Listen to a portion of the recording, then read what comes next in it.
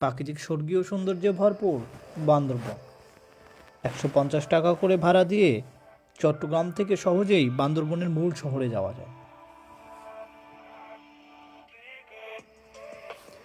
বান্দরবন পৌঁছে প্রথমেই আমরা হোটেল বুক করে কিছু সময় বিশ্রাম শেষে দুপুরের খাবার খাই। বান্দরবন শহরের খুব কাছেই মেঘলা ও নীলাচল অবস্থিত। আমরা 750 টাকায় সিএনজি রিজার্ভ নিয়ে মেঘলা এবং নীলাচলের সৌন্দর্য উপভোগ করতে বেরিয়ে পড়লাম। কি খবর? খবর অবশ্যই ভালো। আরে এই ভালো হবে না। আমরা এখন আছি বান্দরবানের মেঘলায়।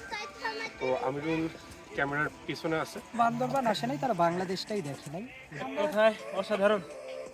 মেঘলা যেন পাহাড় আর সবুজ প্রকৃতির এক স্বপ্নময় মিলনস্থল, যেখানে নীরব প্রকৃতি মনকে এনে দেয় এক অপার্থিব শান্তি। আপনারা একটি প্রাণী দেখতে পাবেন, সেটা হচ্ছে এই যে পাহাড়ের উপরে যে এই যে ইটের রাস্তাগুলো করছে, এটা এটাই তো আমাদের সভ্যতা। তলা বিল্ডিং এর চলে মতো। আসছি চা খাওয়ার একটা জায়গা। অসাধারণ মানুষজন, দেখতেও তারা অসম্ভব সুন্দর। তারা বলল যে আপনারা পেতে খান, কোনটা মাথা কোনটা আগে, মালে মালবা।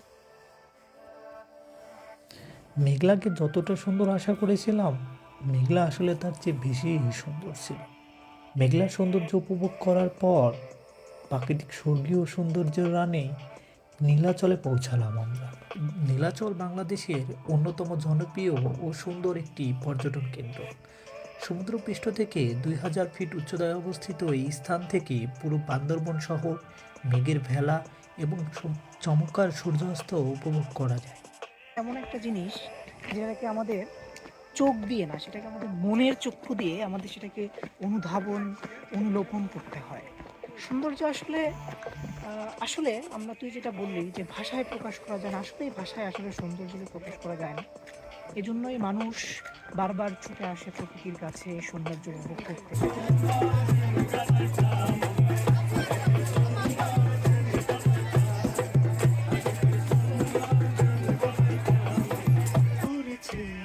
এখানে আমার প্রিয় তোমার নাম লিখলাম।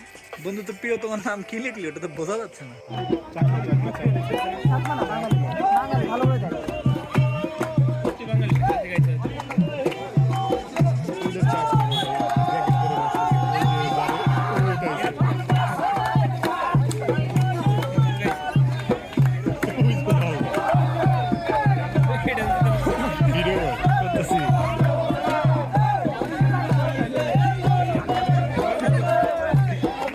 তোরাও যা, তোরাও যা। চাকা দেয়, মাথা ব্যথা করতে।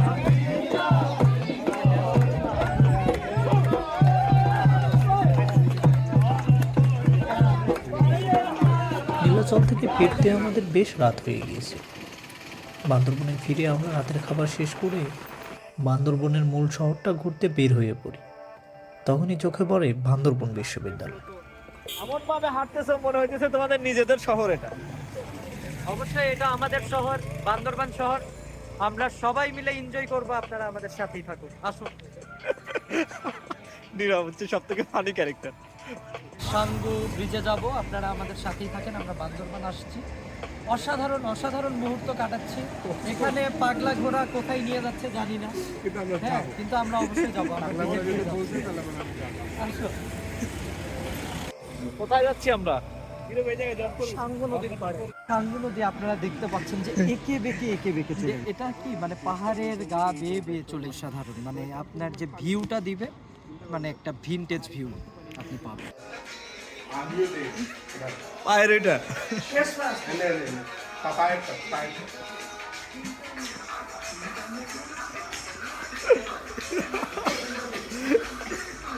পায়টা এই যে এটা কিভাবে? ও এইটা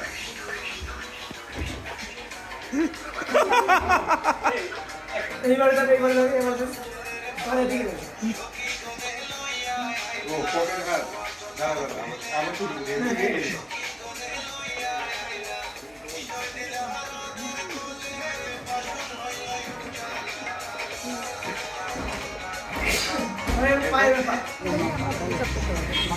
সামনে যদি এরকম পরের দিন আমাদের উদ্দেশ্য ছিল লামা এবং আলীকদমের সকল পর্যটন স্থান ঘুরে দেখা। বান্দরবন থেকে লামা বা আলীকদমের ডিরেক্ট গাড়ির ভাড়া অনেক বেশি, যার কারণে আমরা চকরিয়া হয়ে লামার দিকে যাত্রা শুরু করি। আমরা প্রথমে যে স্থানে পৌঁছালাম সেটা হচ্ছে মিরিঞ্জা ভ্যালি।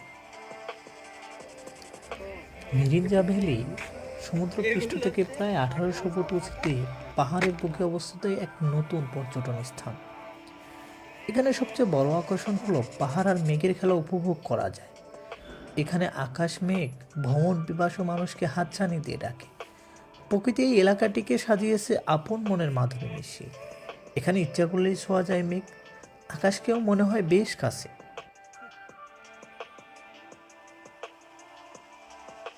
মিরিঞ্জা ভ্যালি থেকে মাতামুহুরী নদীর দূরত্ব খুব একটা বেশি নয়। এখান থেকে সাদা পাথর দেখতে অনেক পর্যটকই নৌকা ভাড়া করে যান। যেহেতু আমাদের হাতে খুব একটা বেশি সময় ছিল না, তাই আমরা ডিরেক্ট আলীকদমের দিকে যাত্রা শুরু করি। আলীকদমে প্রবেশ করার আগে সেনাবাহিনী চেকপোস্টে প্রায় সবারই নিজের নিজের আইডি কার্ডের ফটোকপি জমা দিয়ে যেতে হয়।